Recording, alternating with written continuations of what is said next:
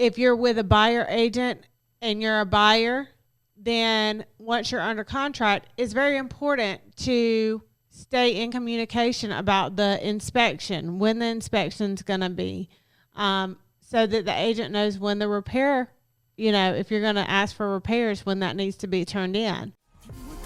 You gotta sacrifice. You wanna move like bosses move. YMA, Young Millionaires Association. All right, guys, welcome to the YMA Nation podcast, episode number 90. 90. 90. I told y'all I was going to keep clapping every time. Keep clapping. Guys, we got a good show today. Good show. Real Estate Wednesday. If you're on right now, make sure you like, comment, and subscribe. I know you guys, so I'm telling you, we have a reporting system, right? And we look at all the data, and we look at like how many views, like how many people liked it, all the comments, and then like, man, how do people? Oh, they want to come to the show, but they don't want to subscribe. They just want to come and watch and sit back and be entertained. Let me tell you what happened when you subscribe. You get notified if you click the notification bell every time the show drops. So if you enjoy the show, then you might as well get a notification. And you never know what we're going to be doing. You never know. Yeah, and we give out cash, free cash too. So you guys, make sure you comment down in the comment section, hashtag YMA Nation, and subscribe. Go ahead and click the subscribe button right now. All right. I think they're done. Yeah. All right, so today, what are we talking about? Communication is key in home buying or selling. Yeah. So it's basically, we're going to run through why communication is key when you're a buyer or a seller, and who the communication is key with. Because in the transaction, you deal with all different parties, right? So we're going to talk a little bit about both sides of it. Okay. All right. You ready? I'm ready. All right. Communication is key, and I'm about to take over her show. So communication is key in a relationship, right? It is. You have to be able to communicate with your partner. If you have a job, you have to be able to communicate with your employees or your boss or your peers or your colleagues, whatever you consider it. Communication is key. But today we are talking about the home buying process. Let's go.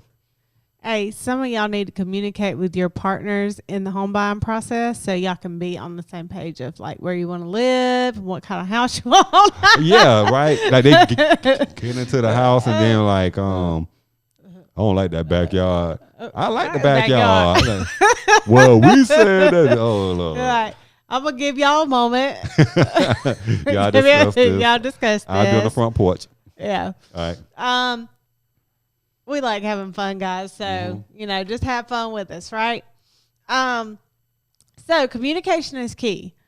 When you're a home buyer, communication is key with several different people in the transaction. So you first are going to be in communication with your agent, right? That agent may then put you into communication with the lender, or you may have already found a lender, and now you're communicating with your agent and your lender.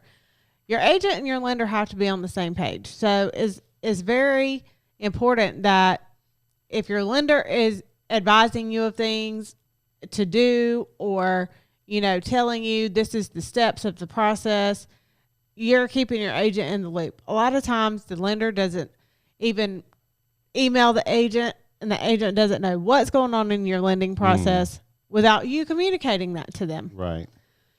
So it is important that if the lender's sending you emails of documents you have to sign for them, if the lender's sending you emails of documents they need from you, your agent isn't CC'd on those emails, right?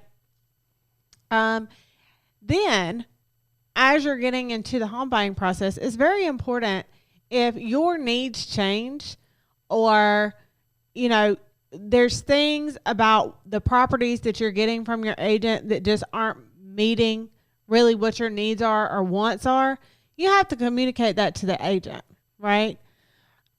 So I see posts all the time, like in groups of people that in different real estate groups where it's not just agents and lenders, where it's just people looking for houses too. Like on Facebook. And, right. Social media. And they'll be like, well, I text my agent and sometimes it takes her like a day or two to respond. So I'm looking for a new agent, right? So sometimes that falls on the agent, and sometimes it's all about communication. Mm-hmm. As an agent right now in this market, especially buyers agents, it's just about like the buyer looking at a house. There's about, 7 buyers, 8 buyers, 9 buyers to an agent. And so that agent has to dedicate its time to the buyers that are their top priority. If you don't have a pre-approval and that agent has 5 other buyers that have pre-approvals, guess what? If they're out showing houses, then it may take them a day or two to get back to you because they may be showing 10 or 12 houses to buyers who are already pre-approved. Right. So I think what she's saying to a point is, look at you smiling. You're like, oh, you about to give an analogy. Yeah, I'm the analogy king. Yes. So if I have a contract, if I play football and I get a contract from Tampa Bay, and that contract, it's a proposal for $30 million. And then I get one from, I'm just throwing out teams now, just say the Greenville Dragons. Okay. The team of the future, right? The Greenville Dragons. And anyway, I got 5 proposals, and they're all talking big money. And then I get a phone call of someone have not sent a proposal. They're just like, hey, we seen your footage. We think you had a great season last year. We love to talk to you further about this. Yeah, I think I'm going to talk to these people that already got a proposal in my face talking about this money. Right. So hold on, but I'm sorry to cut you off. I just want to make sure that they could translate what I meant by that. So what I mean by that is what a pre-approval is when buying a home, meaning that a bank or a lender has already told that person who applied that, hey, you're pretty much approved for this loan up to this amount. Here's your pre-approval. Right. And they're going to take that to their agent and say, hey, look, I'm pre-approved. Here's my form. Time to look for houses. Right. So I'm the priority. I got all I have to do is just find a house. Right. But if you have no pre-approval, and the problem with what I've learned and seen is that when people don't have a pre-approval and they want people to go out, then you could be having someone as an agent out showing you houses with no pre-approval, and then you try to go and get your pre-approval and don't get approved. So you could have spent weeks having this person shop around for you, trying to find houses and do all these things, and then 2 weeks, a month later, find out that you're not even approved. Time to value. So communication is key. I started off checking it every other week, just like most people do. Then it got out of control. I couldn't help myself. I started checking it day after day after day. I didn't realize that I was becoming addicted until my wife said something. What did she say? She said, it's just a credit score, relax.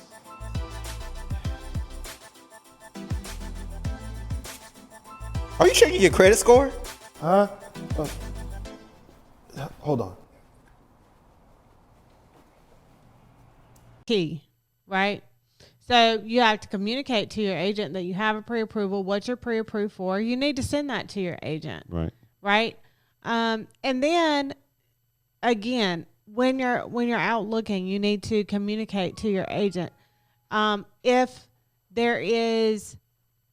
you're going to see properties, not just what the agent is sending you, but if you see properties that they're sending you and you're like, oh, I want to go see these properties.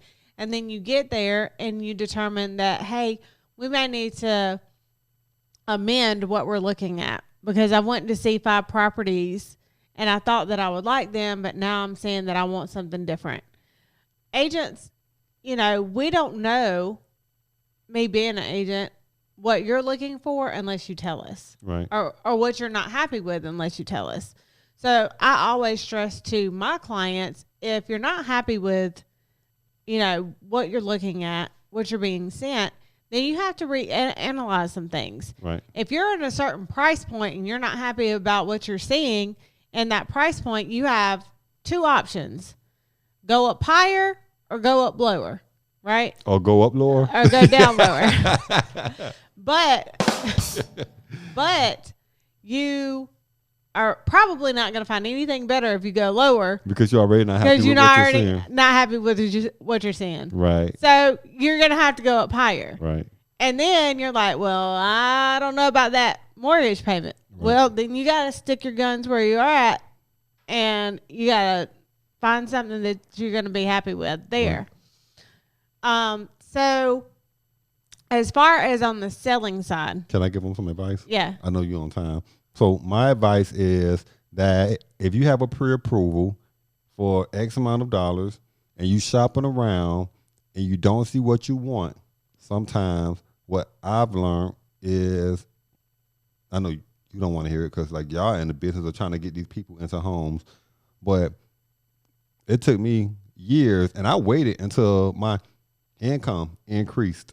Mm-hmm. And when my income increased, then I got pre-approved for more money. So then when I went shopping, I was like, wow, now I'm in a range to see it nicer homes. Right. So just some advice. Kind of. Because what you do is you spend the years that you're waiting not investing into something. And the price increasing too. But not only only the price, that, but the home market is increasing. Right. But not only that, but now if you're a renter, you are not investing into anything that's building your equity while you wait to get to that higher paying job to get approved for more. So I had this conversation too. Get into something. If you can find something that's 80% of what you can work with, 80%, get into that 80% home, then go get your 100% home 2 years, 3 years down the road. Once you've built equity in this home, you put it on the market, you can resell it. You get that equity. Now you take that equity and you're able to put it into your new home or use it as a portfolio property. Right. Take the equity out and use that as a down payment towards your next home. Yep. So communication is key. Sellers, communication is key. If you're prepping your house to get ready to list and you're working with an agent, your agent is scheduling things. They're trying to get, things on the books, pictures, things like that. Right. It's very important that you communicate with them. If, you can't show properties during certain periods of time, it's important to let the agent know, hey, there's a lot of times I've got to a house and the seller is home, if I'm showing my buyer, and it's all about communication, Yeah, because normally they're not in the house, right?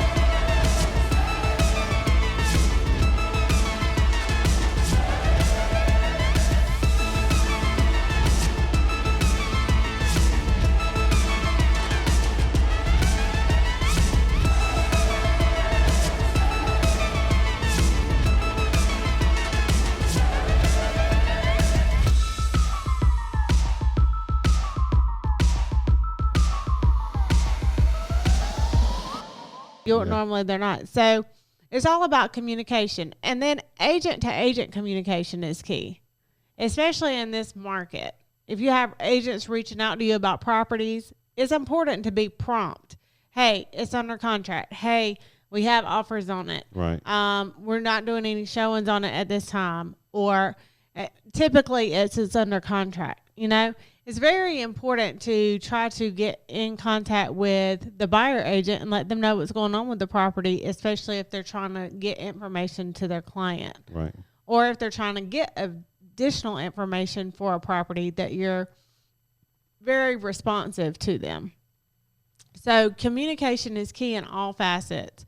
I would say that the who's are important. Once you get under contract, if you're with a buyer agent and you're a buyer, then once you're under contract, it's very important to stay in communication about the inspection, when the inspection's going to be, so that the agent knows when the repair, if you're going to ask for repairs, when that needs to be turned in. It's important to keep them engaged, like when you pay for your appraisal, so that the agent can stay on top of when the appraisal comes in, making sure the house is appraising, making sure you don't have to do any type of renegotiation or anything like that. So all of that communication goes inside of the transaction. I remember when we were going through the home buying process, our agent was like, if you guys are okay with it, anytime you get an email, forward it to me. And I see you about to jump in. No. But yeah, that's what she said. She said, anytime you get an email, forward it to me if you're okay with doing that. And she would follow up that night always, like, hey, I looked over the email, everything looks good. And it just kind of makes it more soothing. If it's your first time, as a first-time home buyer, knowing that there's someone there that got your back as your agent that, like, has experience and just, like, guiding you through the entire process. I looked over that looks good. Hey, did you sign that? They probably need that back as soon as possible. Like, someone there to just make that process so much easier. So I do agree that communication is very instrumental. Right. And I would say this, just on an ending note, for people in general, if you want to buy or sell, have patience in this market. Agents, we're professionals. For the most part, agents are going to treat you on a professional level. But realize how overwhelming. I mean, agents that have been in this business for 20 plus years even said they have never seen a market like this. Never seen a market like this. And even they are overwhelmed. Like this, explain that real quick. Like where is a high demand as it is right now. There's so many buyers. There's not enough inventory to meet the buyers that they have. You have, these crazy offer situations. All of the agents, is a learning curve for all agents. It is what it seems like, especially from what I'm reading. And I'm talking about on a national level. Combination of like multiple things. Like you got home value spiking up. Right. There's not enough inventory. The price of lumber skyrocket, right? So like a combination You're running of all out of these supplies things. for new construction. New construction gets pushed out all the time because of shortage of supplies. Then you have, on the selling agent, on the listing agent side, they're having to try to explain to their clients, if they got 12 offers sitting in front of them, how to figure out which one the best one is. Right. Especially if they're all like kind of similar, or, you have a top 2 or 3 that are very, very close, and the seller wants to make the best decision. So I would say just have patience in this market, because it's not easy for anybody. It's not easy on either side, but that communication will make it easier. That communication will make it easier. There it is. You heard it. Communication is key. So you're in a home buying process, I would say over communicate. Yeah. Over communicate. Get on your agent name. Get on your agent nerve. Even if like your agent name is Rebecca, like get on her nerve. If they're an agent and they're under the pyramid group, get on their nerve. Just like, hey, how's my house doing? I still got 4 offers. Oh, okay. So what are we doing? Oh, you need an hour? Okay, I'll call you back in 15 minutes. Get over communicate. Oh my gosh. Guys, thank you so much. I hope you guys enjoyed the show. A lot of good information as always. YMA Nation podcast, guys. Real Estate Wednesday, Rebecca Wallace. If there's any questions or topics that you want answers to, or want me to discuss, put it in the comments. Put in the comment section and we will get back to you and we will see you guys on Friday. You gotta sacrifice. You wanna move like bosses move. YMA, Young Millionaires Association. Yeah, see, that's the association.